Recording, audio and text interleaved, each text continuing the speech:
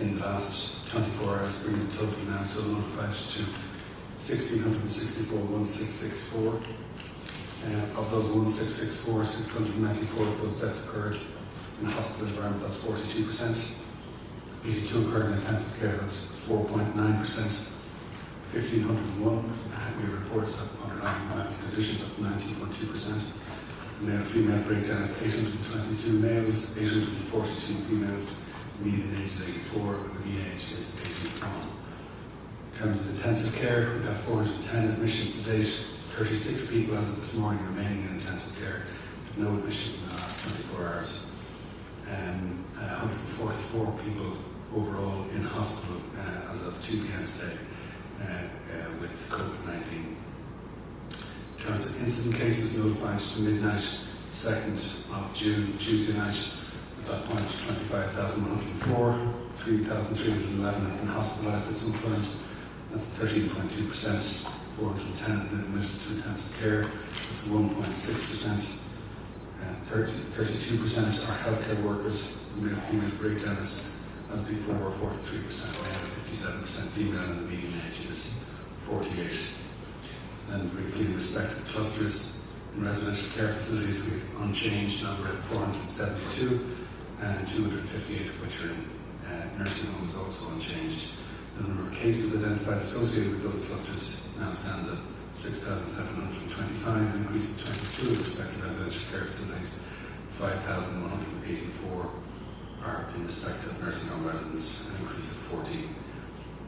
In terms of deaths, there have now been 1,056 notified in respect of residents of residential care facilities, that's 63.5% overall, and 924 in respect of nursing home residents, that's 55.5% of all deaths.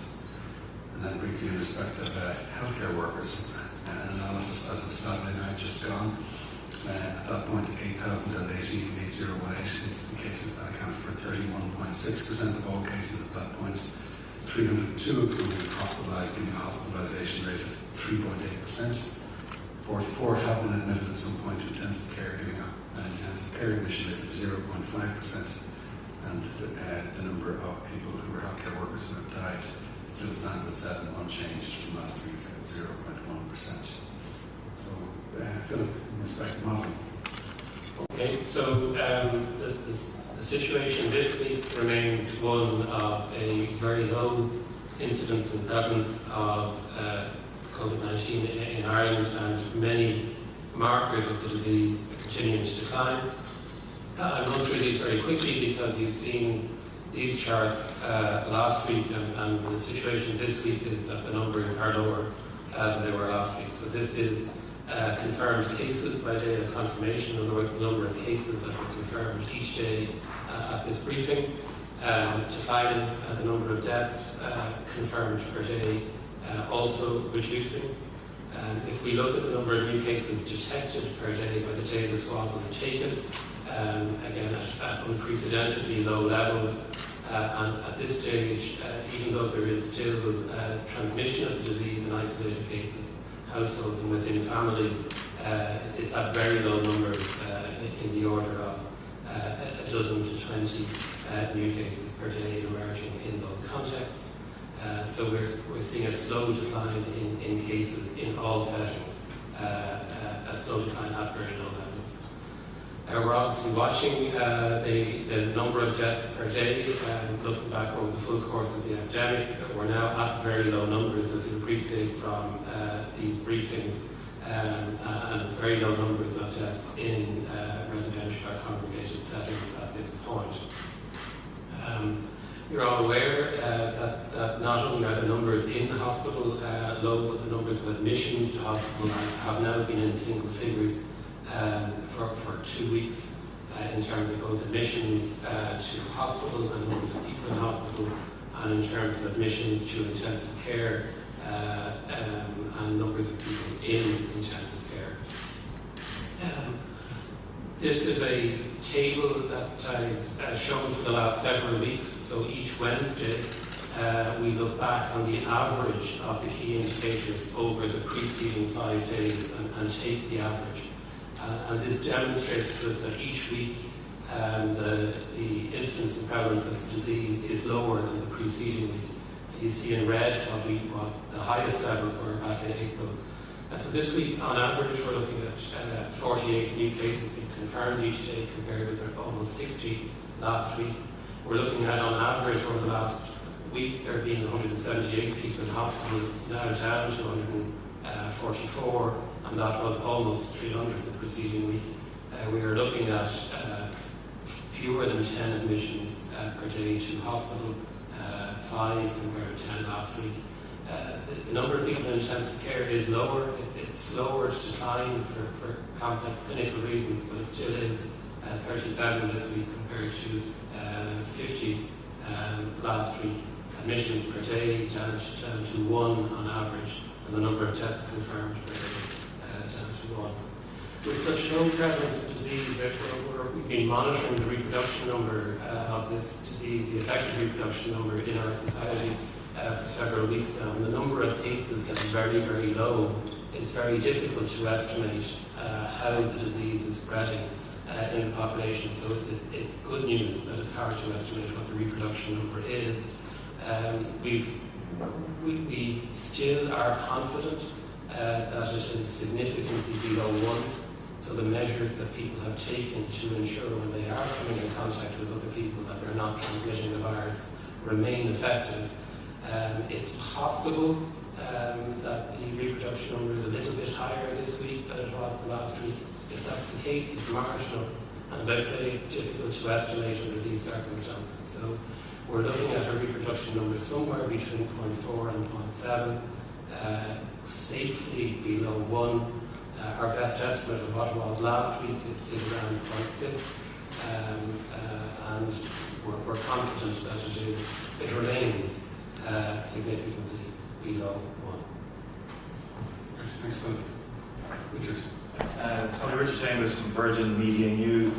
Just in terms of NPHET and its recommendation about moving to phase 2, as you've heard for the last number of days, that we're very much on course for that. Has there been any second thoughts at this point, or still no second thoughts? So we've made a series of advices available to the Minister. Through the Minister will be made available to Cabinet tomorrow to consider that advice in relation to what measures will be taken. But we think in broad disease terms, we're at the point at which we can make that advice and guidance available to Government. We'll wait and see what the Government decides tomorrow. Well, the Radker said that he's pitched moving some of the elements of phase 3 into phase 2, particularly around retailers, larger non-essential retailers, moving down if they have street access into phase 2. Do you feel like NPHET is under pressure from the government and from different business groups, different lobby groups to try and speed things up? Do you think that's inappropriate? No, I don't think that we're under pressure in relation to that. It's a public health assessment on a continuing basis from our point of view that informs any of the advice and guidance that we make available. And insofar as we recommend a set of measures to government, whatever that might be, it is entirely, as far as we are concerned, on public health grounds. There are other decisions then that have to be, or other considerations, I should say, that have to be given to any given set of measures, other than just public health ones, by government. But our role and our responsibility is to make public health assessments and advice and guidance available. And that's what we've done again on this occasion. Just in terms of what Virgin Media News understands from the government, in terms of retailers opening out in phase 2 next Monday, in terms of the travel restriction of 20 kilometres, that only applying to the end of the month, are there no health concerns about that? Because we speak to... I think the government decisions in relation to that are due tomorrow. Cabinet hasn't met yet. Just one more, just in terms of, you might have seen various airlines have been pitching over the past number of days an advertisement saying that, targeting customers, saying that flights to Spain and Portugal are back up and running from next month. You've heard people from Aer Lingus have said that they want to see the quarantine for 2 weeks scrapped for people arriving in this country.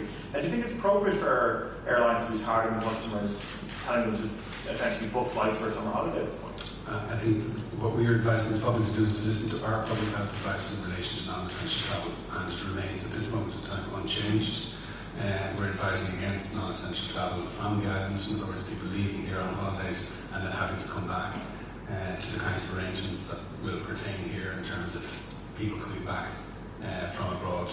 And we're advising people who are contemplating coming here for non-essential reasons, tourist reasons and so on, but now is not the time to do that. So your message to people will be, hold off, don't book yes. on holiday? Yes.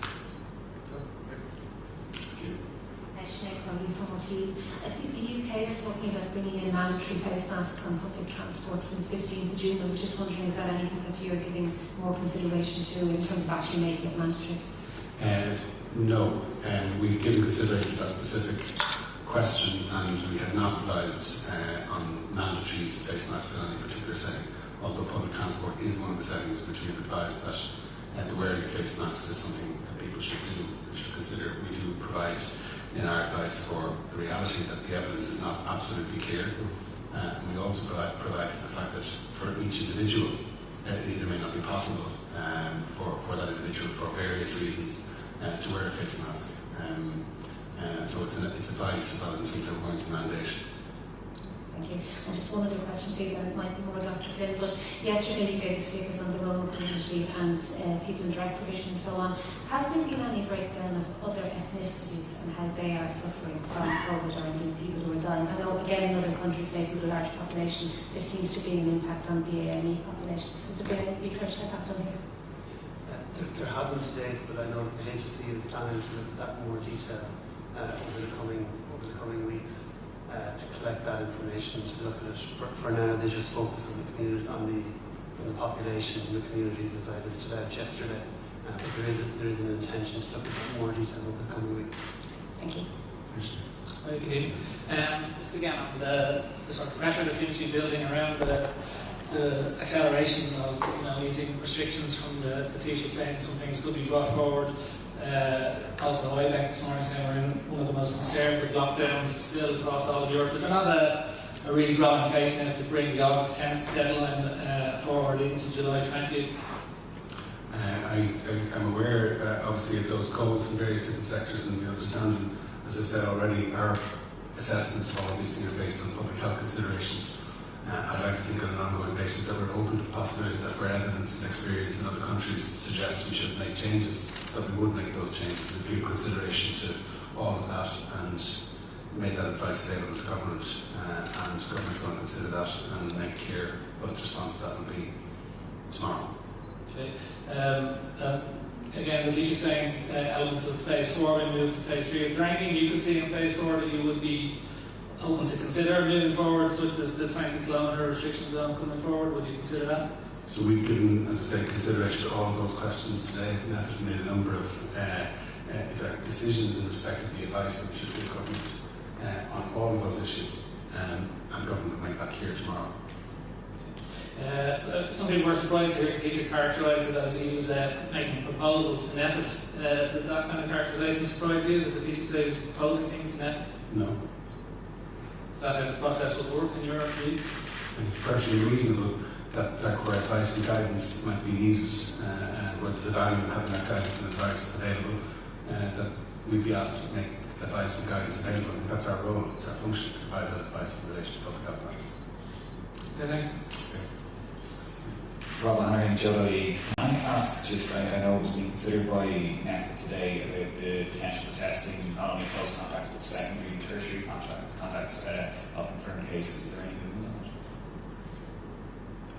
that? Secondary and tertiary confirmed cases? Yeah, so rather than just testing the close contacts of confirmed cases, testing their contacts, the contacts of contacts. No, that hasn't formed part of our consideration. No, I asked that question earlier. We considered it being discussed by NEFIT on that Thursday. Well, if that was the question you asked, we were on different wavelengths. It was never part of our consideration that contacts of contacts would be treated as though they were contacts. It still remains the case that we describe a contact, a close contact, as somebody who has contact with a confirmed case in various different categories, with a known case of the disease. If a person has contact with another person who had contact with that person, but that person themselves does not have the disease, we do not consider them close contact. We don't require them to subject themselves to the self-isolation. We don't require them to be tested in the way that we do now with contacts and so on. So there's no plan to move towards that? No. And can I ask, Professor Nolan, just you mentioned that when the number of cases are low, it's harder to gauge the OR number. Is it possible then to see, that we would maybe not see the significant move we would have expected, if that makes sense? So is it harder to gauge the OR number and therefore harder to gauge potential rise? The best way to think about it is it's hard to gauge it with precision. If there was a resurgence of disease, in other words, increased spread of the disease, we begin to see that an increased number of cases first, and then see it as an estimate of the increase in reproduction numbers. So the emphasis right now, for lots of reasons, has to be on what is the number of cases. That's the most reassuring piece of news that we have here. The fact that that makes the reproduction number a little bit unreliable doesn't matter on that so long as the total number of cases remains so low. Thank you. Thanks. Well, then the Irish Times. A few quick questions. Obviously, there's going to be some loosening of measures next week. Is the advice, the general advice, still to stay at home, not travel, don't make unnecessary journeys? Is that still the advice in spite of the opening of shops and so on? So we're still in phase 1, and so right now that's still the advice. For next week, phase 2 will provide for different advice, and we'll set all that out once the government makes its decisions. So it won't be. So at a point in time, we will flip from having a largely stay-at-home message to a different public health message. We will set all that out once we have decisions made by government tomorrow. Okay, so you're going to say that wasn't defined when the roadmap was set out originally. What wasn't defined? The issue of whether the advice is still to stay at home or not. I see. What you said about all the blind space in the Yeah, so the roadmap sets out the I would have thought it was general yeah, principle. the broad framework and principles, as you say, on which the advice and guidance is made available. And then we elaborate the detail of that at each of the stages. And we give ongoing consideration as to whether there are any measures that we think need to be taken, for example, to bring forward a measure, or for example, to change our view in terms of how things are provided for in terms of phasing. We say that all along. We don't see the roadmap as a rigid constitution, but as if you like, a broad framework to base our decisions on. And the detail of then those decisions we set out in the specific guidance. So there'll be a lot more detail in respect of the various different measures than is in the document that is the roadmap. And we obviously have a considerable testing capacity now, but we're using just a tiny fraction of it. Did you today make any decisions on how you might make use of all that capacity that we have? So we did make some decisions in relation to that, and we do want to be able to do some additional testing in particular settings that make best use of that particular available capacity, not just in terms of testing, but in terms of sampling and so on. And in particular to reflect on the residential care facility sector, in particular nursing homes, and to reflect on hospitals. And we're giving advice both to HSE and government in relation to that, and we're giving ongoing consideration to the nature of that. And we also want to do some additional work to look at what is an evolving position internationally in relation to the science and evidence behind aerosolized transmission. Okay, So all of those things. when will we be apprised of So decisions in those? So once we have conveyed those decisions to government, the government makes decisions on them. It's separate from the roadmap. Separate. I mean, the roadmap decisions are being made in next week. Yes, but yes, absolutely. It's all part and parcel of the same set of advice. Yeah, all the same output of today's meeting in effect. Yeah. Dr. Graff from the Journal of LE. We really just got in touch to ask about visiting to end-of-life care facilities. I'm not sure how best to answer this, but they asked that their mother was in a level 2 end-of-life facility, and they wanted to know whether the National Public Health Emergency would recommend visits in controlled instances for families of people who are in these kind of facilities. I was wondering what the advice is for that. Can you clarify maybe what that advice is now with that change into the future? So there's already advice in place in relation to that and visiting people in very compassionate grounds, and so it's not something that's completely forbidden or recommended against. There's a provision for some advice and guidance in relation to that. We've given further consideration to the whole question of visitation of people in nursing home and other residential settings, and that forms part of the advice and guidance we've given to government today. And we will be in a position, if government makes its decisions in relation to all this, they will set that out tomorrow. Okay, so we can expect an update on end-of-life visiting tomorrow, yeah? You can expect an update on all the things we advised on tomorrow. Yeah. Okay, great, thank you. Thanks. Dr. Glynn, if I could ask you first, sorry, Woods, apologies, too many doctors in front of me. Dr. Woods, can I ask you, Liam Woods, about public beds? Because there is some concern that, obviously people have other health complaints that aren't to do with COVID. Where are we in terms of the amount of public beds that will have to be closed because of infection controls in a ward, or are we going to have a number of public beds closed, and what's the agency doing with that? So at the moment there are over 700, and 783 is the number of beds that are at the moment vacant in the public system. The beds closed, and that's the number that's been falling. That was up to 2,200 if you go back some weeks. So more and more beds are being occupied. And it's important to remember most of the beds in the public health system are occupied by people who do not have COVID, who are attending for other reasons, related to other conditions. And that continues to be the case, and increasingly so. And we are recommencing some activity around non-essential work following the decision of NEFIT back at the start of May, the 5th of May. So the use of the public capacity is increasingly for what it would have been used for pre-COVID. Empty beds, to deal with your specific point around infection control, there are very few beds at the moment empty because of infection control. There are fewer beds allocated to COVID right now. And if we have a 6-bed area and there are 3 people who are COVID, the other 3 beds may be closed, but there are very small numbers. So our main priority now is to provide COVID care, but also following the decision of NEFIT at the beginning of May to recommence other non-essential treatment and surgery. And just Tony, if I could ask you, it's pretty clear that we're going to be going into phase 2 on Monday. Do you have any worries? Do you have any concerns about going into phase 2 and about complacency? In general terms, the population has stayed with us and stayed with the public health advice. We have seen some episodes and some examples, and there are definitely some things that would give us cause for concern in general terms of behaviour. So we know, and we don't have good data on this obviously, but anecdotally I think we all know probably from our personal lives and so on, house parties being organised with abandon, it seems to me, as though we weren't in the midst of a pandemic. So that's a continuing cause for concern, irrespective almost of the phase that we're in. There will become a point in time where we think certain activities that are indoor in nature can happen in controlled ways and so on, but really not at a point now where we think that house parties and gathering indoors is appropriate.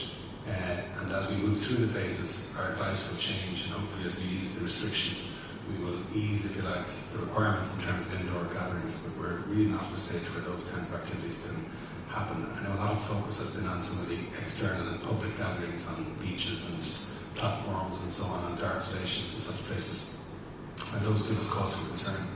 But it's the unseen, I think, activity in ordinary houses. Very easy to understand. But we're really not at a point where we think that kind of activity is something we can recommend. So it's just one example of continuing concern that we would have around where public behaviour, if you like, is getting ahead of where our advice is.